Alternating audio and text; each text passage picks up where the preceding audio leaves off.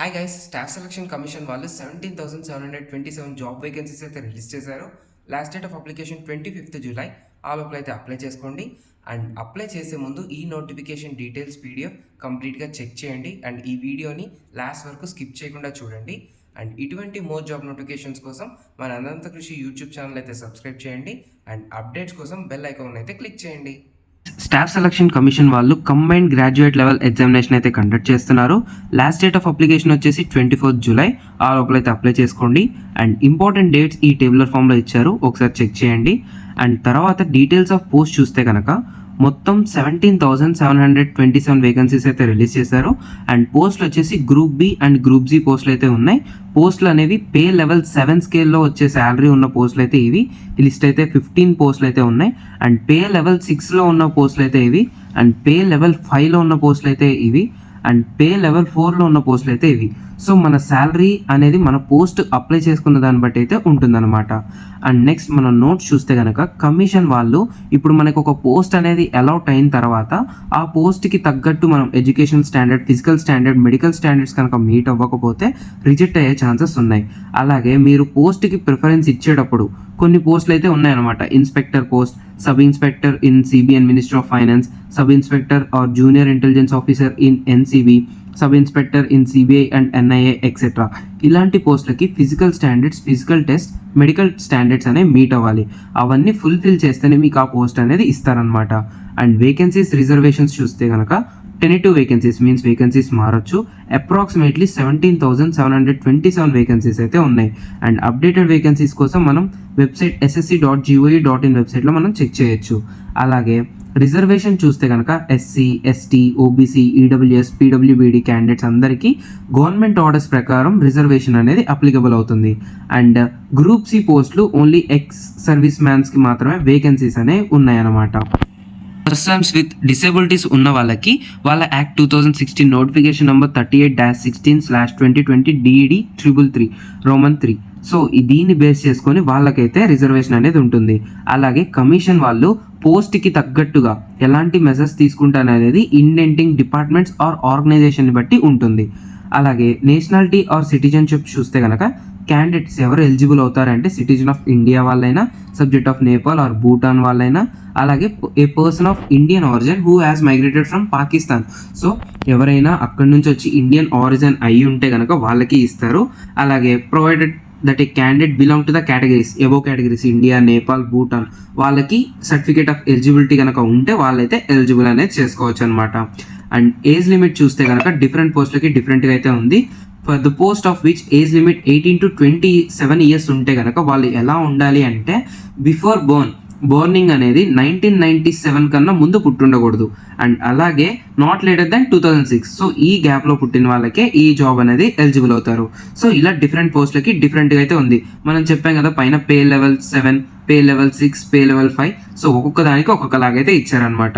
And next age relaxation చూస్తే కనుక SC ST వాళ్ళకి 5 years, ఓబీసీ వాళ్ళకి 3 years, పీడబ్ల్యూబీడీ అన్రిజర్వ్డ్ అయితే 10 years, ఓబీసీ వాళ్ళకి 13 years, పీడబ్ల్యూబీడీ ఎస్సీ ఎస్టీ వాళ్ళకి అయితే 15 years, ఎక్స్ సర్వీస్ మ్యాన్కి అయితే 3 years అయితే ఉంటుంది.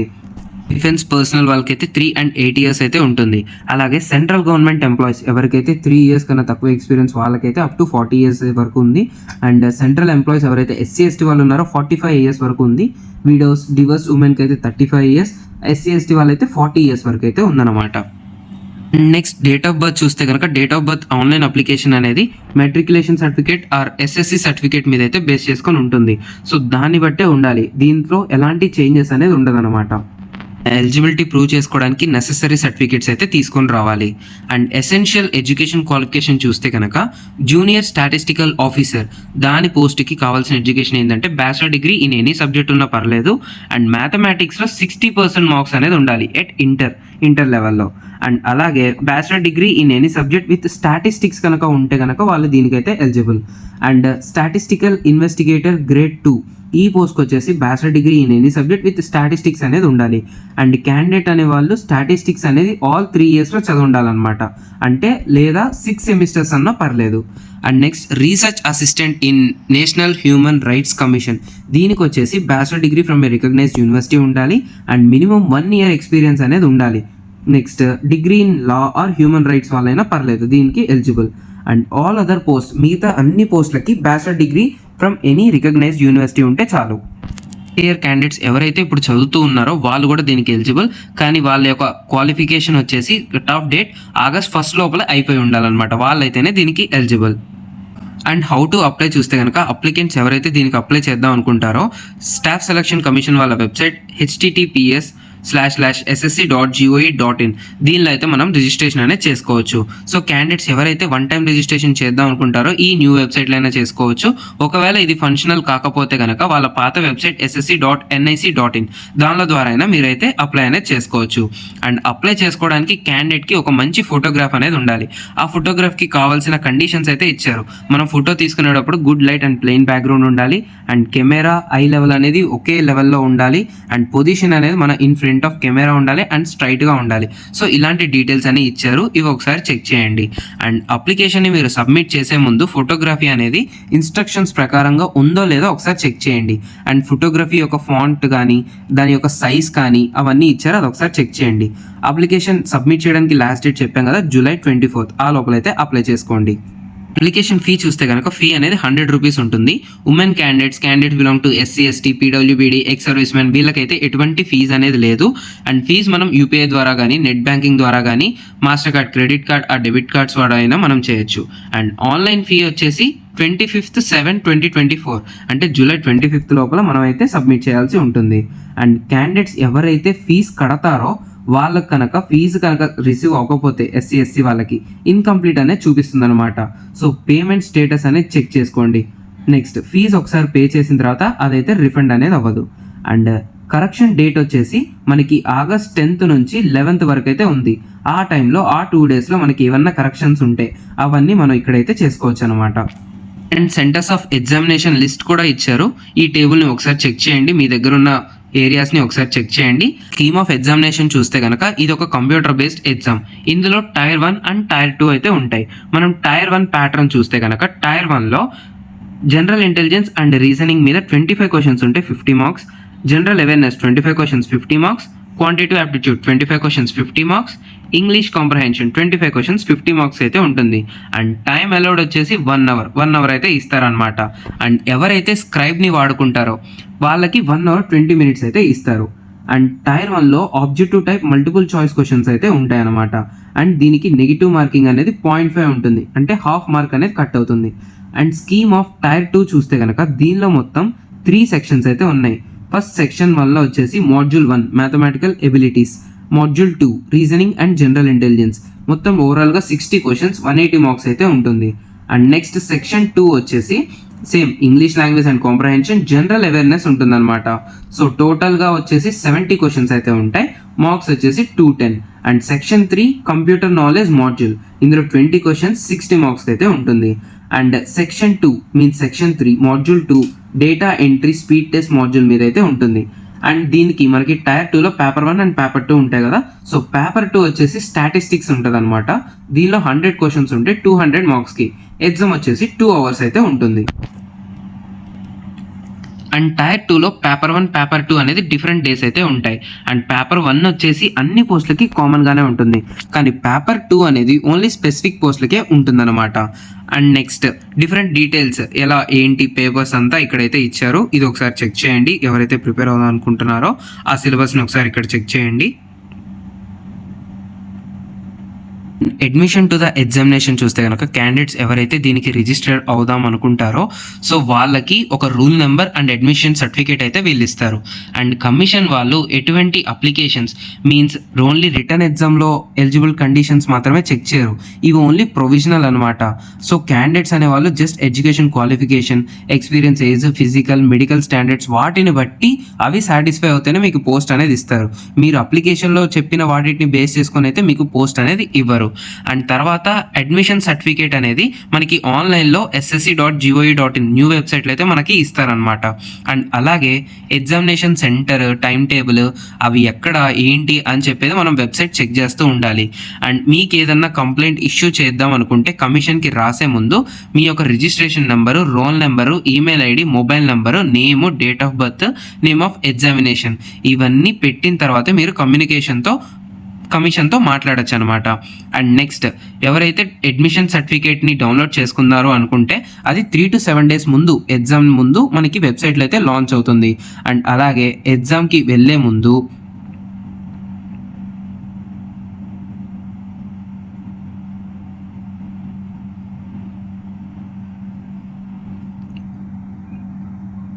టూ పాస్పోర్ట్ సైజ్ ఫొటోస్, అలాగే ఒరిజినల్ వ్యాలిడ్ ఫోటో ఐడి గవర్నమెంట్ది ఏదో ఒకటి, ఆధార్ కార్డ్ కానీ ఓటర్ ఐడి, డ్రైవింగ్ లైసెన్స్, ఇలా ఈ లిస్ట్లో ఉన్నది ఏదో ఒకటి తీసుకొస్తే సరిపోతుంది.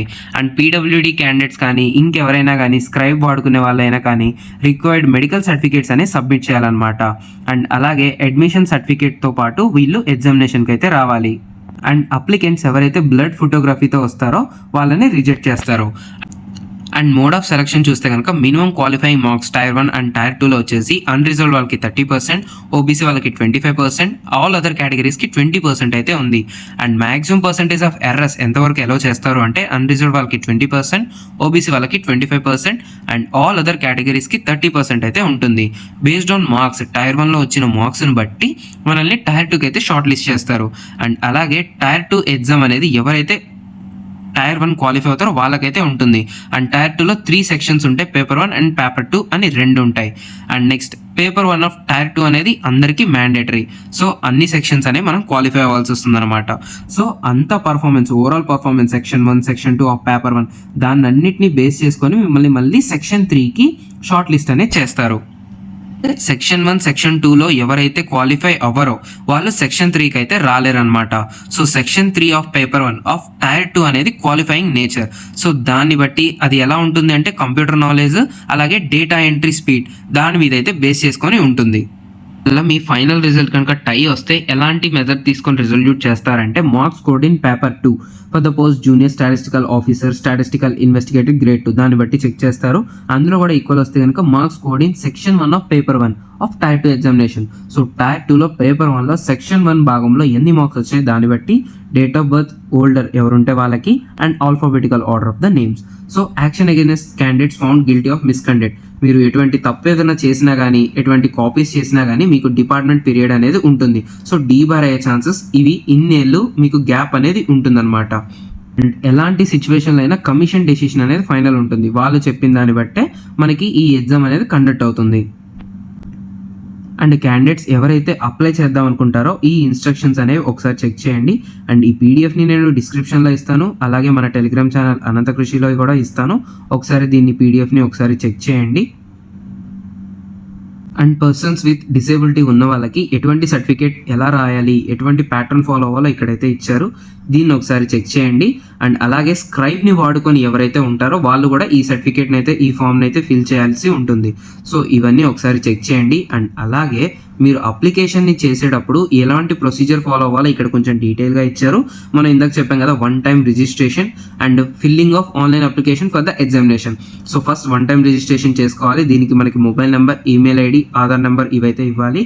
And next filling of online application for the examination అంటే మనం నీట్గా డీటెయిల్స్ అన్ని ఇందులో ఫిల్ చేయాలన్నమాట. సో ఈ ప్రొసీజర్ని కూడా మీరు అప్లై చేసేటప్పుడు దీన్ని పక్కన పెట్టుకొని చెక్ చేస్తూ దీనికైతే అప్లై చేయండి. డిఫరెంట్ స్టెప్స్ అయితే ఇచ్చారు.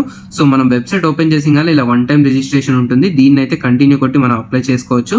అండ్ ఇందులో మన పర్సనల్ డీటెయిల్స్ అన్ని ఫిల్ చేయొచ్చు. ఇలా మనకి వెబ్సైట్లో ఇలా కనబడుతుంది.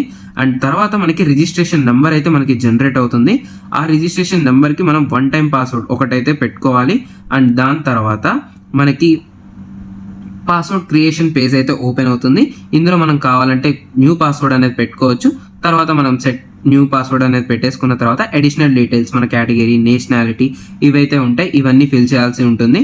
అండ్ డిక్లరేషన్ ఫామ్ అయితే వస్తుంది. అండ్ తర్వాత వచ్చేసి పార్ట్ 2 ఆన్లైన్ అప్లికేషన్ ఫామ్ చూస్తే కనుక దీనిలో మనం ఒక ఫోటో అయితే సబ్మిట్ చేయాలి. చెప్పాం కదా, ఆ ఇన్స్ట్రక్షన్స్ ఫాలో అయ్యి మనం ఫోటో అయితే దిగి అప్లోడ్ చేయాలి. అండ్ అలాగే ఫస్ట్ ఏం చేయాలంటే రిజిస్ట్రేషన్ నెంబర్, పాస్వర్డ్తో లాగిన్ అయిన తర్వాత మనకి లేటెస్ట్ నోటిఫికేషన్ ట్యాబ్ అయితే ఓపెన్ అవుతుంది. అందులో మనం CGL మీద క్లిక్ చేయాలి, కంబైన్డ్ గ్రాడ్యుయేట్ లెవెల్ పైన. And information to the columns మొత్తం మనం ఫిల్ చేయాలి. సో ఆ కాలమ్స్ అనేవి ఇక్కడ నీట్గా కింద డీటెయిల్గా ఇచ్చారు. సో ఇలా అయితే మనకి వెబ్సైట్లో కనబడుతుంది.